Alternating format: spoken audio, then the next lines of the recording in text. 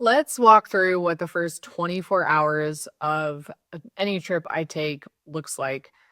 It's not always going to be exactly the same, but generally speaking, I have a routine when I show up somewhere and it's what I follow. It's tried and true. It's gotten me through a bunch of different stuff in long, long days in travel and shorter days of travel as well. So I'm going to talk mostly from like an international traveling perspective, but or maybe domestic, but like 5+ hours on a plane at least. If you don't know, I'm based in the United States, so 5+ hours on a plane is really easy to do. So maybe I'll just say I'm talking from a perspective of a long day of travel. So generally, what I do my first 24 hours of any trip, I let's just start from the beginning. The first 24 hours, what I normally take 24 hours to get anywhere. That sounds absolutely batty, but I live in a massive country. I live in a place that's about at least 4 hours away from a major airport. So my days are super long on a travel day to begin with, any trip. And so I usually start with an early morning. I wrap stuff up at the house and then I get in the car and I drive at least 4 hours to the nearest major airport for international. And that makes for a long day. So, um, yeah, that's how that starts. Then you get on the plane. And once I arrive somewhere, here's kind of the order of events that I follow, and I hope this helps people figure out how maybe they want to structure that first 24 hours, especially once you've arrived somewhere.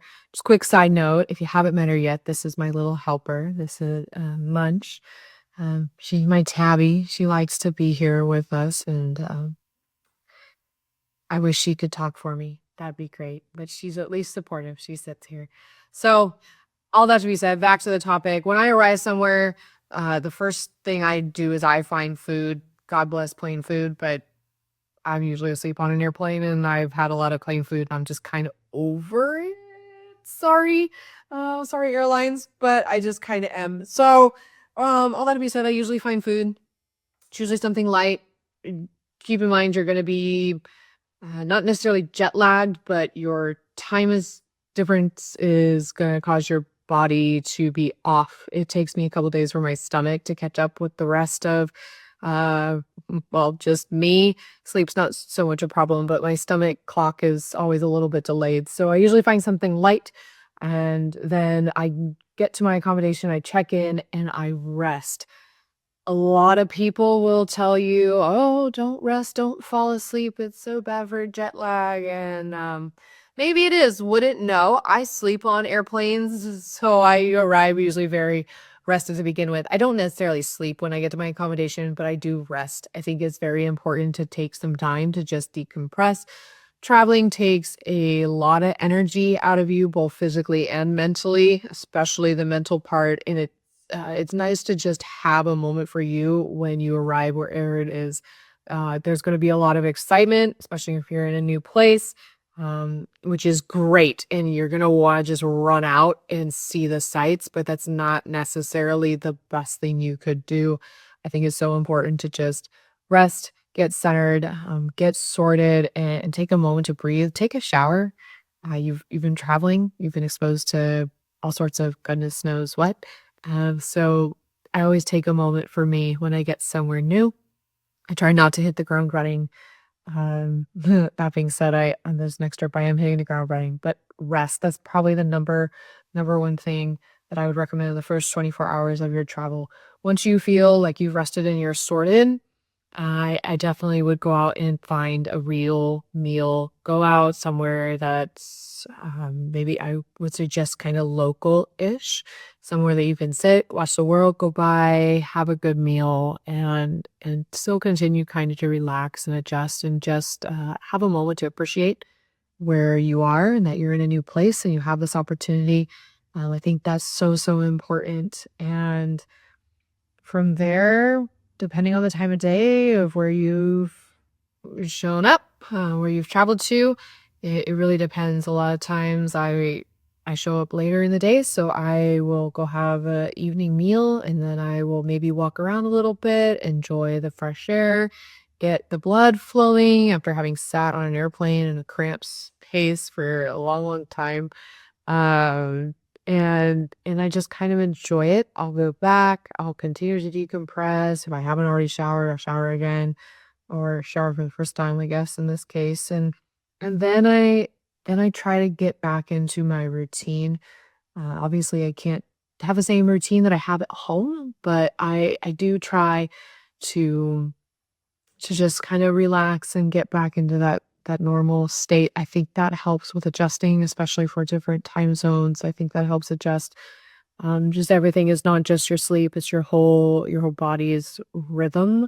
So I definitely recommend trying to get back into that routine. And that can be anything. If that's watching Netflix, that's great. If that's reading a book, that's great. If it's journaling, that's great. I could go on. Anything what works for you is great. And I'm very descriptive with my adjectives to say everything's great. Um, yeah, so that's like the first 24 hours of any trip for me. Somewhere in there, I will usually squeeze in like plans for the next day or double checking plans for the next day. I don't like waking up and feeling hurried. I like to have stuff figured out the night before. So that could look like double checking a booking, double checking transportation, double checking what's open, maybe making sure I didn't arrive on a holiday. I've done that one too many times. You think I would learn my lesson, I have not. And in getting that all sorted and together, I also find that just to be very helpful. You're theoretically, I'm assuming you're probably on vacation, so anything you can do to just make your day easier, especially after a long day of travel, I recommend doing that. And yeah, trying to think if there's anything else I squeeze in there as well. The first 24 hours, I feel like they go by in a blip, especially for me. My 24 hours is, especially in a new place, is not really 24 hours in a new place. It's like 24 hours spent in transit to a new place, which seems wild. It's amazing how big the world is and how blessed we are to be able to travel so quickly between destinations. But just trying to think here, trying to think of anything else that I do. I guess if we want to continue a little bit more, not just from like the beginning of a trip, but the first 24 hours in a destination, the next morning, I do like to get up and maybe have more of like a brunch, versus a true breakfast. For me, I know that's helpful just because my system needs to catch up and time change wise for most places I go. That's kind of a happy medium, to start shifting my stomach back, um, not even back, shifting it to the current time zone. So I'll usually go out and I'll get just a light breakfast and I'll ask my, whether it's Airbnb host or the hotel front desk, or Google. Google's great. Ask where the locals go. Where's the nice little quiet corner hidey hole to hide in, and just again continue to acclimate to the new place and just really really get your feet under you and travel. It can be a lot and it can be very draining, but that first kind of 24 hours works really well for me. You'll find out what works for you. But I think the moral of the story is just enjoy it and do what you need to do to be able to enjoy it.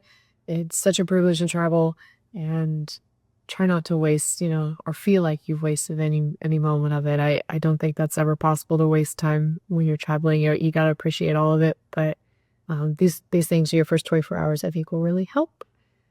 So yeah, my little helper and I here, we're gonna go work on some other stuff for you guys. So I'll catch you on the next one. Bye.